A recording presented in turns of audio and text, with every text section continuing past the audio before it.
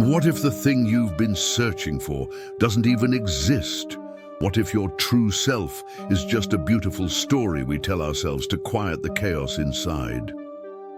Carl Jung believed life truly begins when we find ourselves. But Gritty, what if we never do? Does that mean we're doomed to live incomplete, flawed, broken? Or is there another way to live? Something more honest, more raw, maybe even more real? Today, we're stepping into the shadows of the soul, guided by questions most people are too afraid to ask. You'll finally understand why so many of us feel lost, even when we're doing everything right. And more importantly, you'll discover why maybe, just maybe, you don't need to find yourself to start truly living. If you've ever looked in the mirror and seen nothing staring back, this video is for you. Stick around till the end. What you're about to hear might just change the way you face your own pain.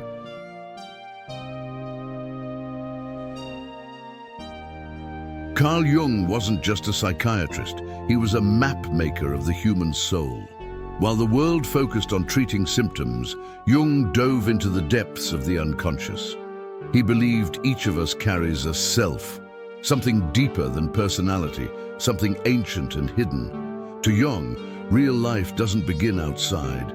It begins the moment we turn inward and face what's buried within. But what he called individuation, most people don't really understand.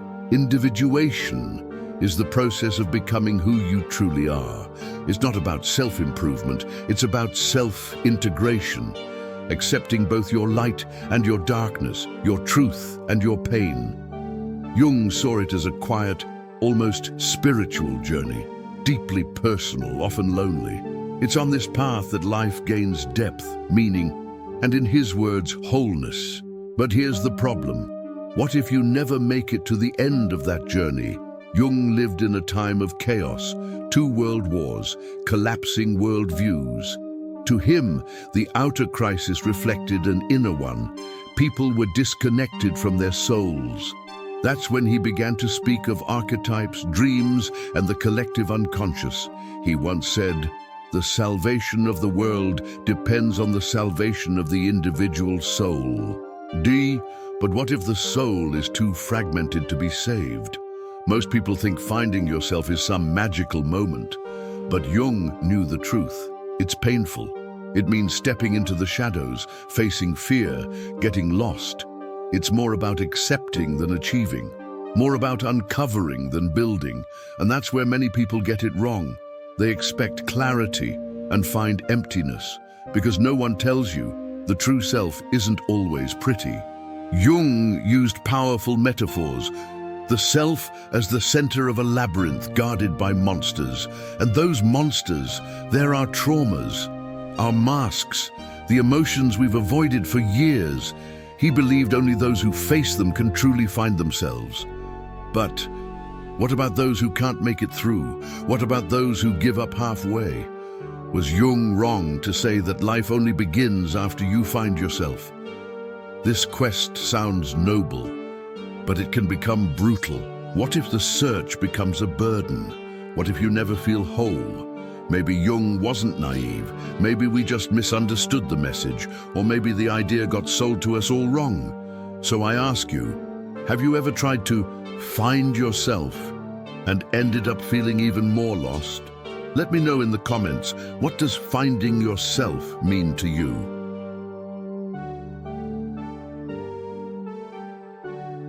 From a young age, you're told you need to figure out who you are, as if there's a true you hidden somewhere, waiting to be uncovered like buried treasure.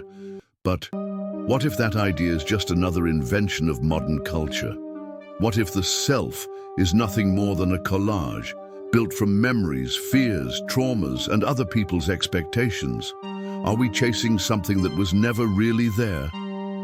Existential philosophy asks that exact question. There is no essence before existence. Jean-Paul Sartre once said, "You exist first, and then you decide who to become." But that doesn't make you free. It makes you responsible, and sometimes it makes you desperate.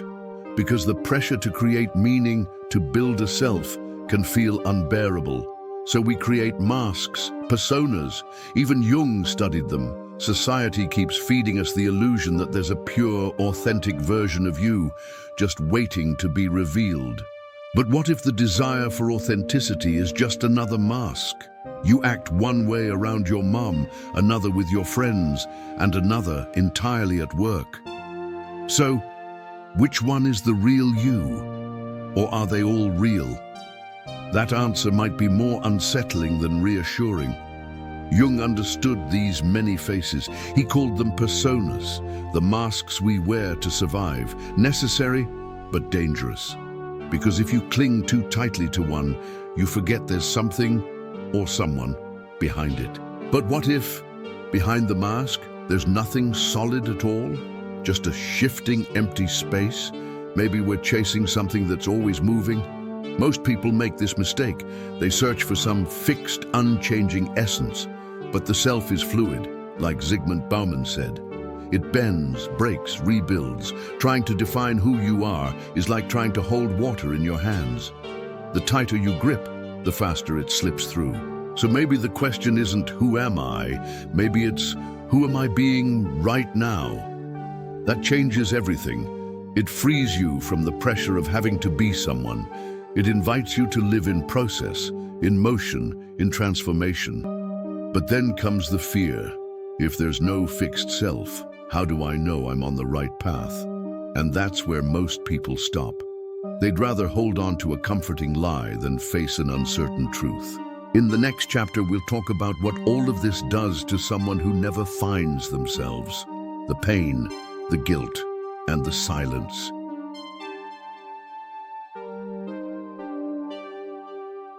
There's a kind of pain no one sees, the pain of not recognizing yourself anywhere, of waking up each day with a quiet ache that something's missing, but having no idea what.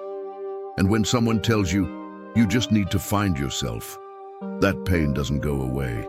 It gets louder, because if you haven't found yourself yet, does that mean there's something wrong with you? That's the silent question echoing in the minds of millions. Guilt creeps in slowly like a slow-moving poison. You start wondering if you're living wrong, thinking wrong, being wrong. Social media is constantly selling authenticity. Be yourself. But how? How do you be yourself when all you feel is empty? The pain of not finding yourself slowly turns into shame. And that's when people go quiet. They stop talking about it because they think no one will understand. Or worse, they think they'll sound weak, lost, broken. So they isolate, they pretend, they wear the mask. On the outside, a smile. On the inside, an abyss. Jung talked about the shadow, everything we hide, even from ourselves. Maybe not finding yourself is the modern face of the shadow. You carry unprocessed trauma, unspoken desires, silenced versions of who you've been. And the worst part, all of it weighs you down, even if you don't understand why. It's an invisible kind of suffering, but it's brutal. Most people make a devastating mistake. They believe that finding themselves will erase the pain. But sometimes, the emptiness isn't meant to be filled. It's meant to be faced. Jung once said, "One does not become enlightened by imagining figures of light, but by making the darkness conscious." So what if the key isn't finding yourself, but listening to yourself, maybe for the first time? That kind of listening can change everything. It can free you from the pressure to be whole, perfect, healed. It can give you permission to live, even without all the answers. But it takes courage. Courage to look at yourself without filters, to be seen by you. In the next chapter, we'll explore how the obsession with being whole is quietly making an entire generation sick.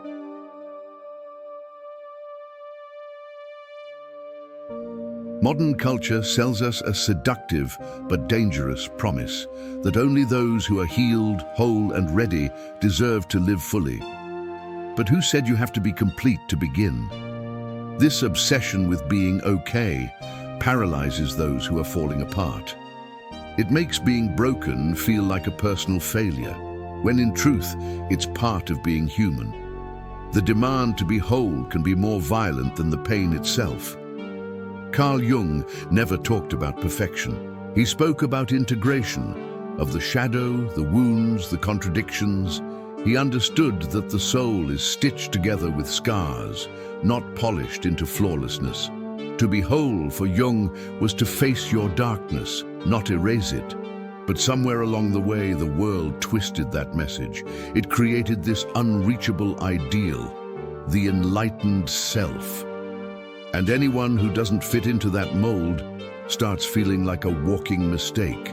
That's where the real danger lies. In trying to fix yourself, you may end up rejecting the most essential parts of who you are, parts that still hurt, parts that may always hurt. But that shaped you. The idea that life only starts once you're ready is an existential trap. So what happens to those who never feel ready? They stop. They don't live. They wait. Most people make this silent mistake. They wait for the pain to leave before they take action.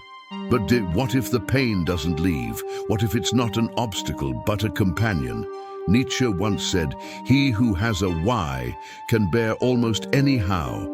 Maybe the key isn't to get rid of the pain, but to give it meaning. And that doesn't require you to be whole. It just asks that you show up. We need to let go of the belief that only the healed can love, create, or exist with depth. You can be shattered and still live deeply. You can be in process and still be real. This is the quiet revolution, to allow yourself to live now, even with all that's missing. So tell me in the comments, what do you feel is still holding you back from living fully? In the next chapter, we'll explore how you can live with meaning, even if you never find yourself, because maybe the answer isn't in the search, but in accepting what's already inside you.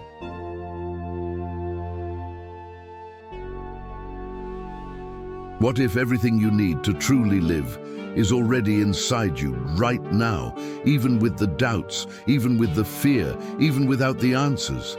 This idea that you have to find yourself before you can live, it's a modern myth. You don't need a full inner manual. You just need to take the first step, because depth doesn't come from clarity. It comes from presence. Jung once said that the unconscious keeps guiding us, even when we ignore it. That means there's something in you that already knows where to go, even if you don't. Living deeply means listening to that silent instinct, that strange, quiet pull from within. It means realizing that meaning can be made along the way, not found before you begin. You don't need a fully defined self. You just need the courage to keep going, even without a map. There are people who've lived their whole lives without ever finding themselves, and yet they created, they loved, they helped. They left something behind. Because living deeply doesn't depend on having all the answers. It depends on being willing to feel, even when nothing makes sense. And maybe that kind of surrender is the truest form of self-discovery. Most people get this part wrong. They think living well means living in control. But control is an illusion, and self-knowledge doesn't guarantee peace. In fact, sometimes knowing yourself hurts more than ignorance ever did. That's why what saves you isn't understanding yourself. It's allowing yourself to be vulnerable. And that's when something shifts. You stop fighting against yourself and start walking with yourself. To live deeply is to listen to what your pain is trying to say, to turn wounds into portals, silence into presence, fear into forward motion. Jung never meant for finding yourself to be a destination. He meant it as something you do while living. So what if life isn't about arriving somewhere, but about moving forward with honesty? Let me know in the comments, have you ever lived something deeply without knowing who you were? In the next chapter, we'll explore what Jung really meant by finding yourself, and why the truest encounter with yourself might happen the moment you stop searching.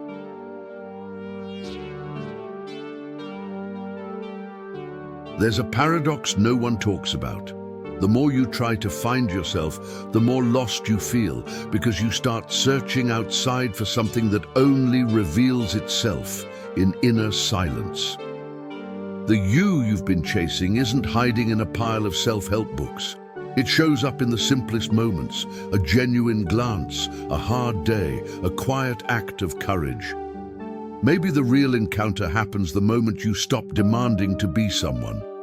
Carl Jung said the self is a process, not a destination. It's like walking through a forest. You can't see the end, but you feel the path beneath your feet. He never wanted you to become perfect. He wanted you to become whole. And that only happens when you make peace with the complexity inside you, when you realize you are many, and still you are one. You don't need to have all the answers to be real. You don't need a definition to be worthy of love. The true encounter with yourself begins the moment you look in the mirror and say, "I don't fully know who I am, but today I choose to be with myself." That's the beginning of everything. No masks, no pressure, just presence. Most people get this wrong. They think they'll find themselves once everything is fixed, but the real encounter happens when you stop trying to control and start listening. Listening to your body, to your intuition, to the emotions you've been pushing down. Listening to what your sadness is trying to say. Listening to yourself, like you would a dear old friend who's been hurting in silence. And then something shifts, something beautiful. The search turns into care. You stop chasing an idealized self and begin to nurture the one that's already here. You hold yourself on the bad days. You respect yourself when life feels heavy. You love yourself without demanding perfection. That is the encounter Jung was talking about. Not a finish line, but a path where you walk side by side with yourself. So let me ask you, what if the true encounter was never about finding anything, but about finally stopping the escape? Drop a comment. Are you ready to walk that path, even if it's slow, even if it's scary?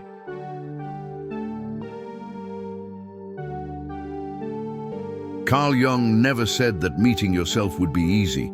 He simply showed us that it's possible. And maybe today you realize something. Not being complete doesn't mean you can't live deeply. The search for self isn't about fixing what's broken. It's about embracing all that you are, the light, the shadow, the doubts, the hope. If you feel lost, remember, even the darkest path still leads somewhere as long as you keep walking. The real encounter can begin today, the moment you choose to walk alongside your own flaws. You don't need to wait to be ready to live. You just need to start, even if you're broken, even if you're afraid. Real life is happening now, in the chaos, in the silence, in the imperfect effort to keep going. If this video touched you in any way, don't let the reflection end here. Drop a comment below. What does finding yourself mean to you? I'll be reading every answer with an open heart. And if this message spoke to your pain, hit subscribe, share this video. There are so many people out there who need to hear this.